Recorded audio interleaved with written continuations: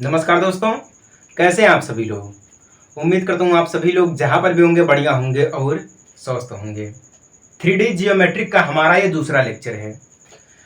अब देखिएगा, जो आज का हमारा लेक्चर है ना, वो है डिस्टेंस बिटवीन टू पॉइंट, यानी कि दो बिंदुओं के बीच की दूरी को हम कैसे निकालेंगे, है ना।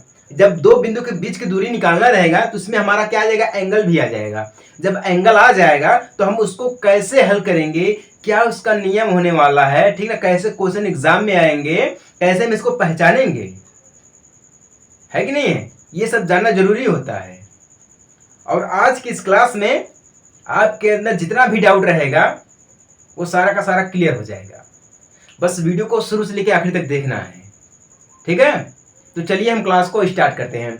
आप सभी लोग हेडिंग बना लीजिएगा, डिस्टेंस, ठीक ना, distance between between between two या TW2 पॉइंट, ठीक ना। ये आज का हमारा पॉइंट है, यानी कि आज का हमारा ये हेडिंग है, डिस्टेंस बिटवीन टू पॉइंट, ठीक ना, यानी कि दो बिंदुओं के बीच की दूरी को हम कैसे निकालेंगे।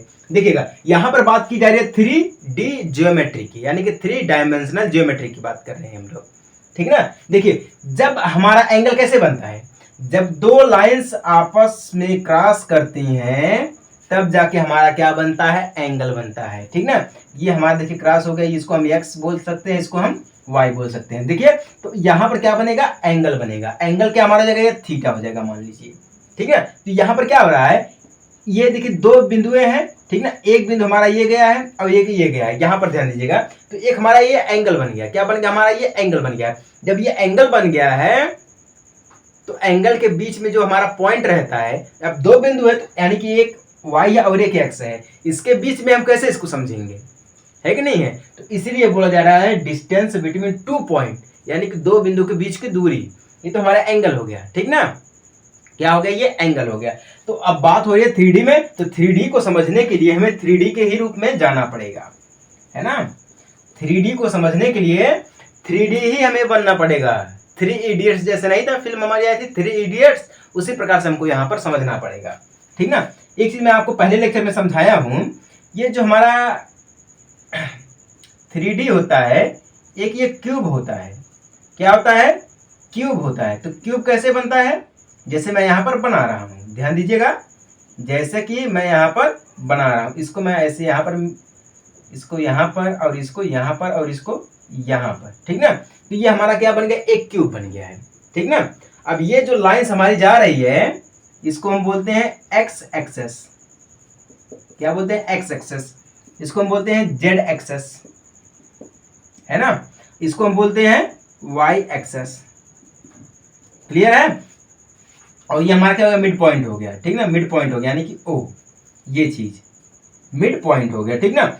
अब देखिएगा यहां पर एंगल कहां बन रहा है, आप ध्यान दीजिएगा यहां पर एंगल क्या बन रहा है। एंगल देखिए, जब हम इस पॉइंट से यानी कि O से हम एक पॉइंट खींचते हैं, P खींचते हैं, क्या खींचते हैं, P खींचते हैं, तो हमारा ये क्या बन जाता है, OP वेक्टर बन जाता है। क्या बन जाता है, OP वेक्टर बन जाता है। जब ये OP वेक्टर बन जाता है तो यहाँ पर कोण क्या बनेगा, यहाँ पर देखिए कोण क्या बनेगा, इसको हम अगर यहाँ से इसको हम ऐसे इसको मिला देंगे तो यहाँ पर हम इसको O को हटा करके यहाँ से लिखेंगे P, ये हमारा हो जाएगा Q, ठीक है, क्या हो जाएगा Q, और ये हमारा हो जाएगा A, ठीक ना। और उसके बाद यहाँ पर क्या हो जाएगा, उसके बाद जो हमारा जगह ये पॉइंट हो जाएगा हमारा N, क्या हो जाएगा, N हो जाएगा। तो यहाँ पर आप देखिएगा क्या कोण बन रहा है, कोण क्या बन रहा है, वो बन रहा है कोण PQA, PQA, यानी कि AP AQ और QP ये बन रहा है, ठीक ना। ये पहला हमारा हो गया एंगल, ठीक ना। दूसरा एंगल क्या बन रहा है हमारा है ANQ, ये हमारा दूसरा एंगल बन रहा है। कैसे बन रहा है, देखिए यहां पर देखिएगा, ये चीज ANQ दो एंगल बन रहा है। इसी दो एंगल को मिला करके हम 3D एंगल के रूप में कन्वर्ट करेंगे, ठीक ना। जब 3D एंगल के रूप में कन्वर्ट हो जाएगा तब वहां पर हम फॉर्मूला लगाएंगे टू पॉइंट, यानी कि डिस्टेंस, दो बिंदु की दूरी को नापने के लिए। दो बिंदु, तो यहाँ पर दो बिंदु हो गए कि नहीं हो गई है, एक हमारा हो गया है पी क्यू ए और हमारा हो गया ए एन क्यू, ठीक ना। ये दो हो गया कि नहीं हो गया है। देखिए अगर समझ में आ रहा है आपको, अगर समझ में आ रहा है तो कमेंट में यस लिखते चलिएगा। हाँ सर ये आ रहा, समझ में आ रहा है, यस लिखिए, लिखते चलिएगा, ठीक ना। अगर ये नहीं समझ में आएगा तो आप पहला लेक्चर देखिएगा, दूसरे लेक्चर अपने आप आपको समझ में आ जाएगा, ठीक ना। अगर आप पहला लेक्चर देख लेंगे तो दूसरा लेक्चर में कोई दिक्कत नहीं रहेगी, कोई डाउट नहीं रहेगा आपके मन में, ठीक है। तो देखिएगा जब ये बनेगा तो यहां से देखिए हम एक चीज लेते हैं, मैथमेटिक्स का एक सबसे बड़ा फॉर्मूला होता है पाइथागोरस थ्योरम का। किसका होता है? पाइथागोरस थ्योरम का। तो पाइथागोरस थ्योरम क्या हमारा बोलता है? ए बी स्क्वायर, ठीक है, is equal to A C square plus, ठीक ना, बी सी स्क्वायर। ये हमारा कहता है एक फॉर्मूला होता है, ठीक ना। किसका होता है? पाइथागोरस प्रमेय का फॉर्मूला होता है। अब देखिएगा जब दो बिंदुओं के बीच की दूरी अगर हमें निकालना रहेगा, ठीक ना, जब जो 2 पॉइंट यानी कि डिस्टेंस बिटवीन 2 पॉइंट यानी कि दो बिंदुओं के बीच की दूरी निकालना रहेगा तो हमारे पास एक पॉइंट दिया रहेगा P और एक हमारा दिया रहेगा Q, ठीक ना। तो ये कोऑर्डिनेट ज्योमेट्रिक में अगर आप देखेंगे तो वहां पर इस फॉर्मूले का प्रयोग किया जाता है। कौन सा फॉर्मूला हमारा है? PQ is equal to root का x2 माइनस x1, ठीक ना, फिर प्लस y2 माइनस y1, ठीक ना। इसका प्रयोग किया जाता है कहां पर किया जाता है?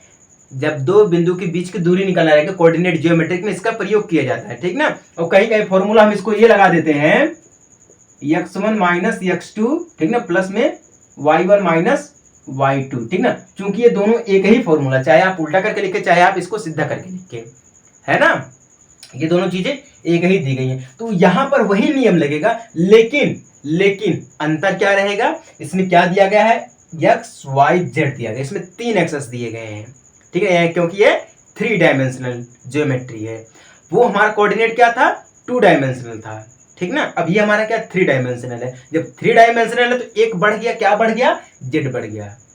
क्या बढ़ गया? जेड बढ़ गया। तो ये फॉर्मूला वाई से बढ़कर क्या हो जाएगा? जेड पे चला जाएगा। कहां पर चला जाएगा? ये जेड पर चला जाएगा। कैसे चला जाएगा?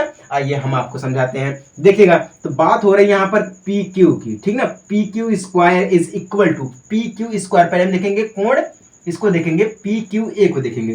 तो पी क्यू स्क्वायर हो जाएगा, उसके बाद हमारा क्या हो जाएगा?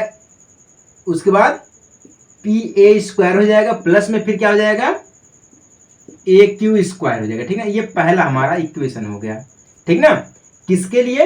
एंगल ए पी क्यू के लिए, ठीक ना।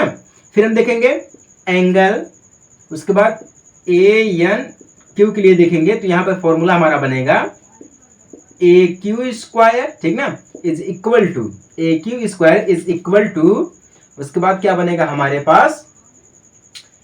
ए एन स्क्वायर, ठीक ना। क्या बनेगा? ए एन स्क्वायर बनेगा। उसके बाद क्या बनेगा? एक एंगल हमारा और बनेगा, ठीक ना, एक और बनेगा, क्या बनेगा? एन क्यू स्क्वायर प्लस में एन क्यू स्क्वायर, ठीक ना। इसको हम बोलते हैं angle number, sorry, equation number 2। क्या हो जाएगा? इक्वेशन नंबर 2 हो जाएगा, ठीक ना। ये क्या हो जाएगा? इक्वेशन नंबर 2 हो जाएगा। कहां से हो जाएगा हमारा? ये पहला हम लेंगे पी क्यू ए से लेंगे, यानी कि ये वाला। दूसरा क्या लेंगे? हम ए एन क्यू से लेंगे, ठीक ना। तो जब हम दोनों इक्वेशन को एक साथ में लिखेंगे तो यहां से हमें क्या मिलेगा? जब दोनों इक्वेशन को हम एक साथ में करेंगे तो हमें मिलेगा पी क्यू स्क्वायर। क्यों मिलेगा पी क्यू स्क्वायर? क्योंकि यहाँ पे पी क्यू, यहाँ पे देखिए ए क्यू स्क्वायर यहाँ पर भी पहले इक्वेशन में भी है और ए क्यू इक्वेशन नंबर 2 में भी है, ठीक ना। तो ए क्यू से ए क्यू हमारा खत्म हो जाएगा तो बचेगा क्या? P Q square is equal to P A square plus में क्या बचेगा? ए एन स्क्वायर, ठीक है, ए एन स्क्वायर बचेगा प्लस में एन क्यू स्क्वायर बचेगा। क्या बचेगा? एन क्यू स्क्वायर बचेगा। ये हमारा बचेगा। अब ये किस में आ गया? 3D डायमेंशनल या 3 डायमेंशनल ज्योमेट्रिक में आ गया है, ठीक ना। अब तक ये हम पाइथागोरस का प्रयोग कर रहे थे कहां पर? 2 डायमेंशनल में, क्योंकि अगर हम 2 डायमेंशनल को देखेंगे, जब 2 डायमेंशनल को एक साथ करेंगे तभी तो हमारा 3D में कन्वर्ट होगा, है कि नहीं है? तभी तो हमारा 3D में कन्वर्ट होगा। तो जब ये 3D में कन्वर्ट होगा तो इसका जो एंगल बनेगा वो एंगल, देखिए, जब हम आपको एक बार बताए हैं, पहले ही लेक्चर में हम आपको समझाए हैं, जितने भी हमारे एंगल्स, जितने भी हमारे एक्सेस होते हैं, जैसे कि यहाँ पे देखिएगा हमारा एक्स वाई एक्सेस है, ये दोनों, ठीक ना, और ये हमारा क्या है? एक्स जेड एक्सेस है, ये दोनों है, ठीक ना। अब ये क्या हमारा है, वाई जेड एक्सेस है, ये दोनों है, यानी कि वाई और जेड, यानी कि ये पूरा हिस्सा क्या हमारा है, Y axis Y Z axis है, ये हिस्सा पूरा क्या है, एक्स जेड एक्सेस है, और ये पूरा हिस्सा क्या इतना हमारा दिया गया है, एक्स वाई एक्सेस दिया गया है कि नहीं है। जब ये चीजें होती है ना तो यहाँ पर बात क्या हो जाती है, क्योंकि जब ये एक्स वाई एक्सेस होता है, ठीक ना, जेड एक्स एक्सेस होता है, वाई जेड एक्सेस होता है ना, तो ये क्या होता है ना, ये समकोण निर्देशांक होता है, यानी कि समकोणिक कोऑर्डिनेट होता है। समकोणिक का मतलब क्या होता है, इसमें जितने भी कोण रहेंगे सब के सब कितने रहेंगे, 90 डिग्री के रहेंगे। कितने अंश के रहेंगे, 90, क्योंकि ये समकोण दिया गया। क्या दिया गया, समकोण पूरा का पूरा खड़ा है, यहाँ पे कोण क्या बनेगा, 90 अंश का बनेगा, ठीक ना। और ये भी चीज दिया गया, ये भी 90 का बनेगा, ठीक ना, ये भी 90 का बनेगा और ये भी 90 का बनेगा। मतलब जितने भी कोण रहेंगे सब कितने अंश के रहेंगे, 90 अंश के कोण रहेंगे, ठीक ना, क्योंकि ये क्या हमारा होता है, समकोणिक होता है, यानी कि समकोण होता है, ठीक है ना। तो कितने अंश करेंगे, 90 अंश करेंगे।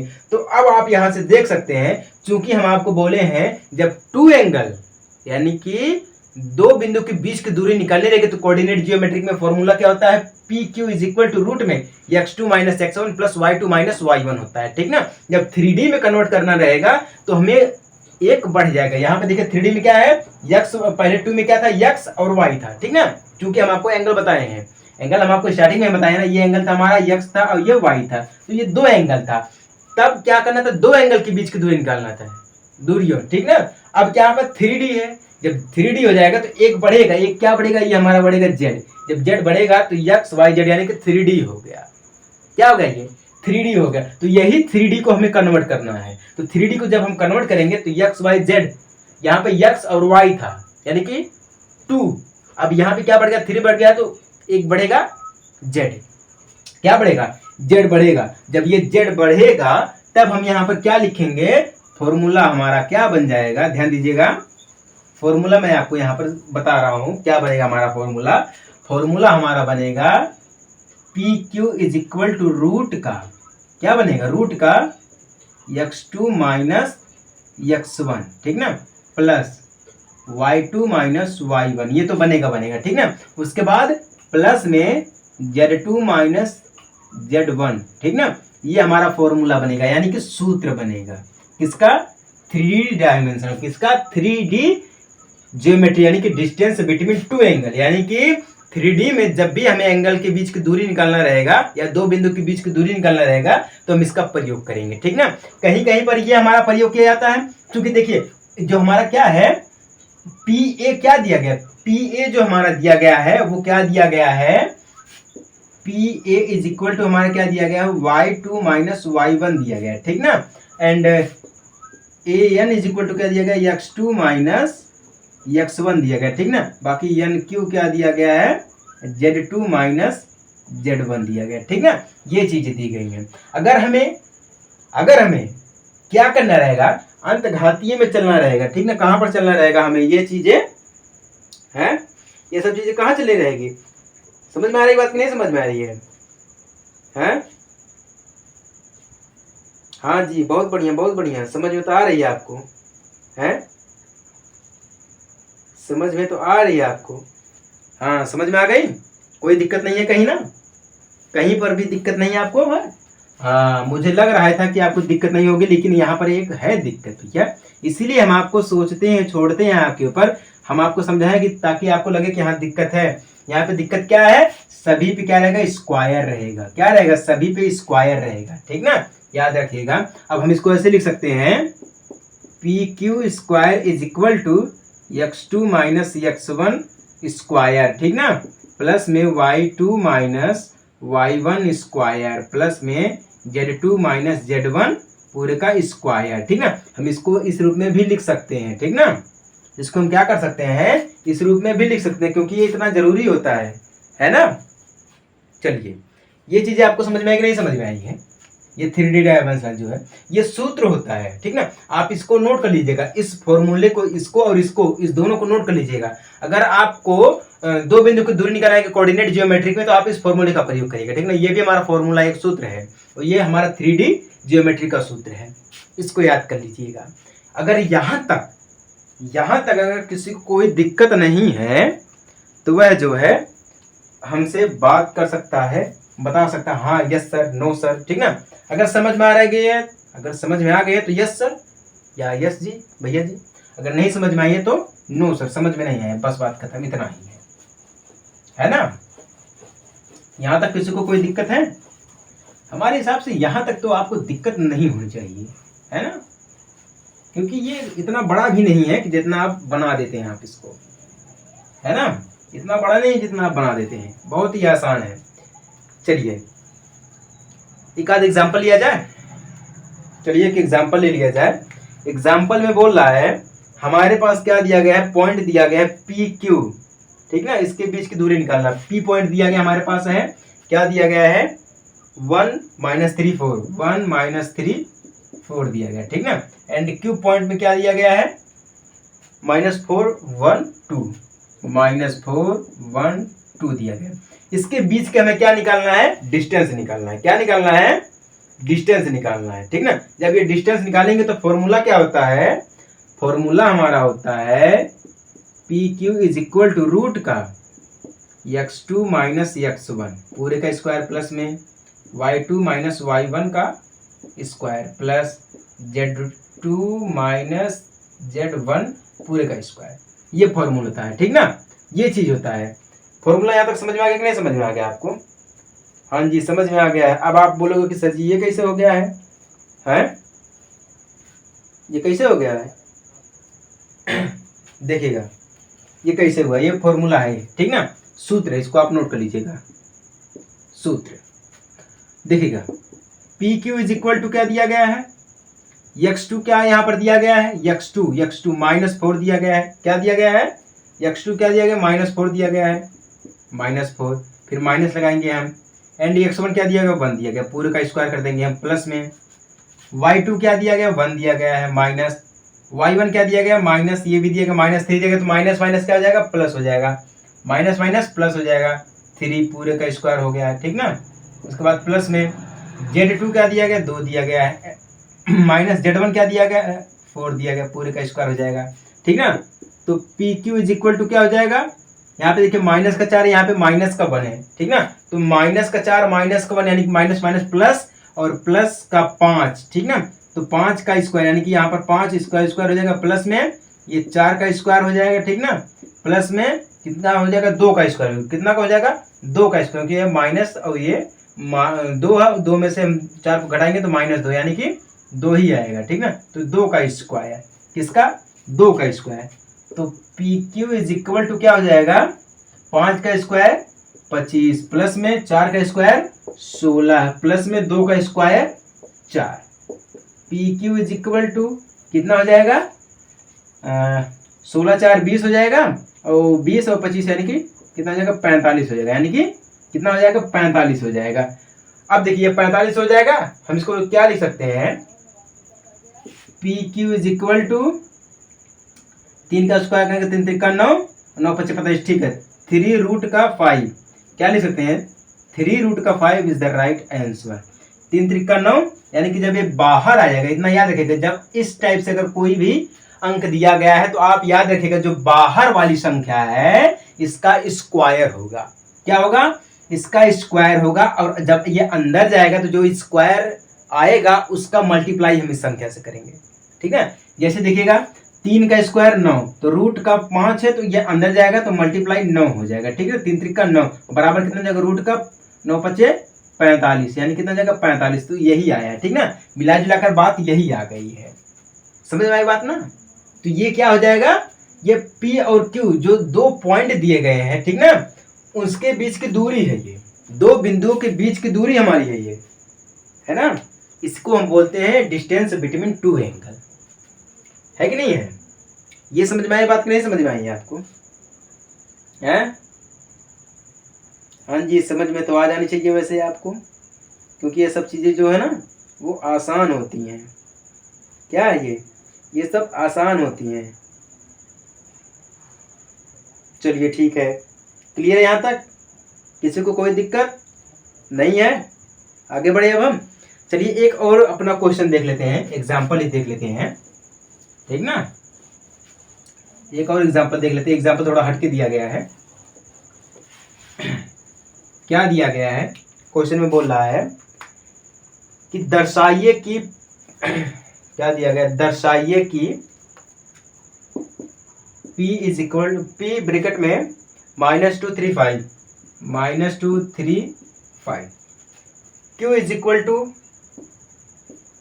क्या दिया गया 1 2 3 and R is equal to 7 0 -1। ये क्या बोला, संरेख है, इसको दर्शाना है, ठीक है। क्या ये संरेख है?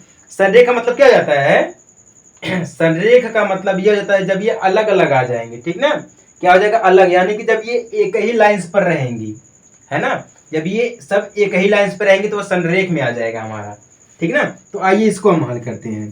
क्या करते हैं, इसको हल करते हैं। तो इसको हल करने के लिए हमें क्या करना पड़ेगा, संरेख बिंदु यानी कि एक ही रेखा पर हमारा रहता है, ये हम आपको बताते हैं, ठीक ना। संरेख का मतलब ये होता है जैसे कि एक लाइन हमारी खींच दी गई है ना, इसी लाइंस पर हमारा यहाँ पर एक रहेगा, यहाँ पर हमारा एक रहेगा, यहाँ पर हमारा, मतलब एक ही लाइंस पर ये सारे के सारे पॉइंट हमारे रहेंगे, ठीक ना। एक ही लाइंस पर हमारे ये सारे के सारे पॉइंट उपस्थित रहेंगे, ठीक है। किसी को कोई दिक्कत है? नहीं दिक्कत है। चलिए अब इसको हल करते हैं। सूत्र हमारा वही रहेगा, जो हमारा सूत्र है वो वही रहेगा, PQ is equal to x2 minus x1 का square plus y2 minus y1 का पूरे का स्क्वायर प्लस में z2 माइनस z1 पूरे का स्क्वायर, ठीक ना। अब इसको हल करते हैं। PQ, पहले हम क्या देखेंगे, PQ। तो PQ को देखेंगे तो जब PQ को देखेंगे तो रूट का क्या हो जाएगा हमारा P और Q। जब हम देखिए, जब ऐसे पूछेगा ना, जब तीन हमारे पॉइंट दे दिए रहेंगे तो हम क्या करेंगे, पहले PQ को देखेंगे, ठीक ना। फिर उसके बाद क्या देखेंगे, QR को देखेंगे, फिर उसके बाद क्या देखेंगे, PR को देखेंगे। किसको, PR को या RP को देखेंगे, ठीक ना। इसको हम ऐसे करते हैं, ये नहीं एक मतलब हम साथ में इसको लिखेंगे, इतना तो आप भी समझते हैं। पहले हम PQ को, फिर QR को, फिर RP को देखेंगे हम, ठीक ना। तो आइए हम सबसे पहले PQ को देखते हैं। तो जब PQ को देखेंगे तो x2 हमारा क्या दिया गया, 1 दिया गया है, ठीक ना। एंड x1 क्या दिया गया है, -2 दिया, तो माइनस माइनस प्लस यानी कि 2 हो जाएगा, इसका स्क्वायर प्लस में y2 क्या दिया गया, 2 दिया गया है, माइनस y1 क्या दिया गया, 3 दिया गया है, इसका स्क्वायर कर देंगे, प्लस में z2 क्या दिया गया, 3 दिया गया है, ठीक ना, माइनस z1 क्या दिया गया, 5 दिया गया, इसका हम स्क्वायर कर देंगे बराबर में, ठीक ना। तो ये क्या हो जाएगा, 3 1 और 2 को जोड़ेंगे, 3 का स्क्वायर करेंगे, 3 3 का 9 प्लस में यहाँ पे देखिए क्या हो जाएगा, 1 1 का स्क्वायर करेंगे तो हमें क्या मिलेगा, एक ही मिलेगा, 1 का स्क्वायर क्या मिलेगा, एक ही मिलेगा, ठीक ना, प्लस में। और यहाँ पे देखिए क्या हो जाएगा, 2 का स्क्वायर करेंगे 4 मिल जाएगा, 2 का स्क्वायर करेंगे 4 यानी कि 3 में से हम 5 को घटाएंगे तो 2 मिलेगा, 2 का स्क्वायर करेंगे तो हम 4 मिल जाएगा, बराबर में कितना मिल गया हमें, ये रूट का 9 1 10 और 10 4 14, कितना मिल गया, 14 यानी कि 14 मिल गया। कितना मिल गया, 14 मिल गया। PQ क्या मिल गया, 14 मिल गया। अब हम क्या देखेंगे, QR देखेंगे, QR देखेंगे, फॉर्मूला वही है। तो QR देखेंगे तो हमारा जब ये QR हो जाएगा तो x2 क्या हो जाएगा, हमारा 7 हो जाएगा, ठीक ना, माइनस x1 क्या हो जाएगा, हमारा 1 हो जाएगा, स्क्वायर कर देंगे, प्लस में y2 0 हो जाएगा, माइनस y1 क्या हो जाएगा, 2 हो जाएगा, ठीक ना, इसका स्क्वायर करेंगे, प्लस में x2 क्या हो जाएगा, -1 हो जाएगा, सॉरी Z2 क्या हो जाएगा, -1 एंड Z1 क्या हो जाएगा, 3 हो जाएगा, ठीक ना, स्क्वायर कर देंगे हम बराबर में। 7 में से 1 को घटाएंगे, 6 का स्क्वायर करेंगे, कितना हो जाएगा, 36 हो जाएगा, कितना हो जाएगा, 36 हो जाएगा, प्लस का ये देखिए 0 का, 0 में हम 2 को घटाएंगे तो 0 ही मिल जाएगा, बाकी बात खत्म हो जाएगी हमारा, ये है ना। 0 में से हम 2 को घटाएंगे तो 1 सेकंड, 0 में से 2 को घटाएंगे 2 ही मिलेगा, 2 का स्क्वायर करेंगे 4 मिल जाएगा, ठीक ना, प्लस में। अब ये माइनस का 1 ये माइनस का 3 है तो माइनस माइनस प्लस 4 का स्क्वायर करेंगे तो 16 मिल जाएगा, कितना मिल जाएगा, 4 का स्क्वायर करेंगे 16 मिल जाएगा।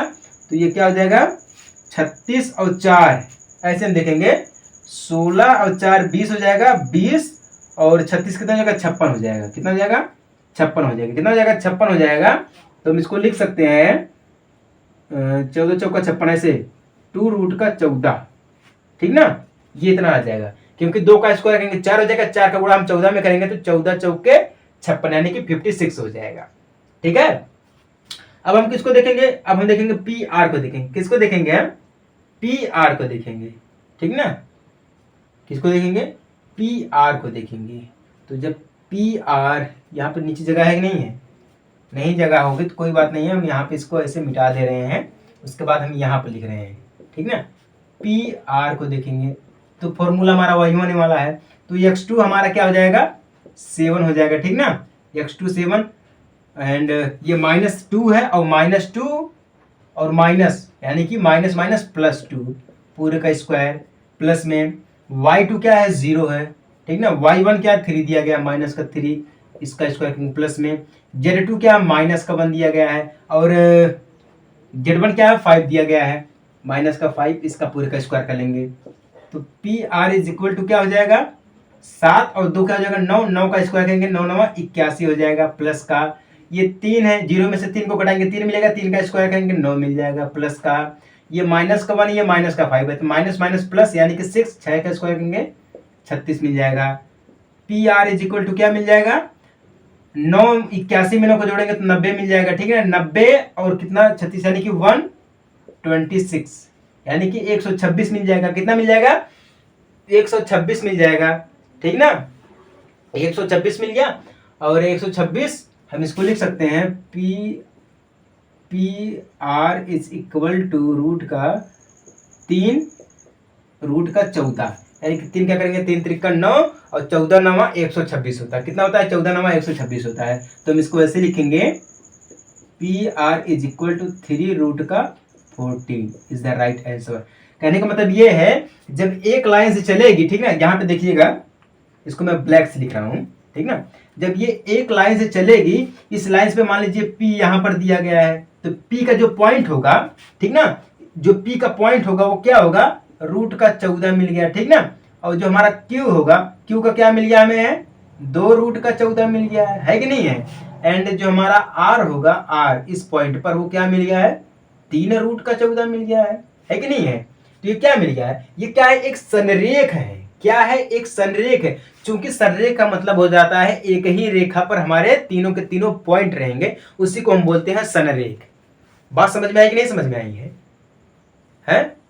अगर आपसे पूछा जाएगा कि अगर मान लीजिए क्वेश्चन में दे दिया गया डिस्टेंस बिटवीन 2 एंगल 3D में दे दिया गया, तो आप इस फॉर्मूले का प्रयोग करेंगे, अपने आप ही हमारा उत्तर आ जाएगा, ठीक है। और देखिएगा जो हम ये क्वेश्चन समझाएं, अगर 3 पॉइंट हमारे पास दिया गया है, अगर इसमें बोल रहा कि संरेख ये दर्शाइए या इसका समकोण निकालिएगा, ठीक ना, क्या बोला, अगर इसका समकोण निकालना है तब भी हम क्या करेंगे, पी क्यू पहले लेंगे हम, फिर क्यू आर को लेंगे, फिर हम आर पी को लेंगे, समझे ना। किसको लेंगे हम, आर पी को लेंगे, ऐसे लेंगे जैसे मैं यहां पर आपको निकाल के दिखाया हूं, ठीक है। अगर समकोण भी निकालेगा तब भी ऐसा रहेगा। अगर आपके पास मान लीजिए 4 पॉइंट दे दिया गया, पी क्यू आर एस दे दिया गया, 4 पॉइंट दे दिया गया, तब आप क्या करेंगे, पी क्यू को निकालेंगे, क्यू आर को निकालेंगे, आर एस को निकालेंगे, फिर एस आर एस पी को निकालेंगे, ठीक है ना।